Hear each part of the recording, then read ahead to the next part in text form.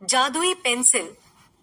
एक समय की बात है, एक छोटे से गांव में एक गरीब लेकिन प्रतिभाशाली लड़का रवि रहता था। रवि को चित्रकारी का बहुत शौक था, लेकिन उसके पास अच्छे रंग और कागज खरीदने के लिए पैसे नहीं थे।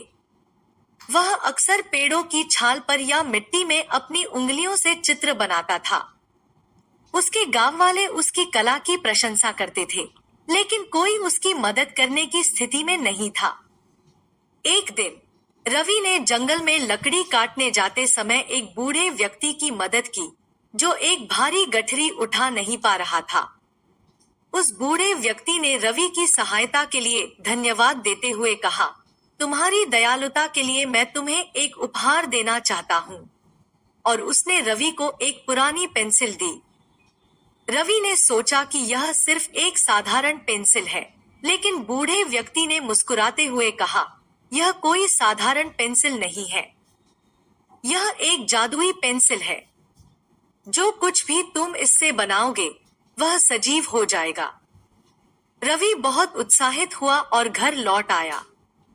उसने पहली बार पेंसिल का प्रयोग करते हुए एक सुंदर पक्षी का चित्र बनाया। जैसे ही उसने चित्र पूरा किया, वह पक्षी कागज से बाहर आकर उड़ने लगा। रवि की खुशी का ठिकाना नहीं रहा।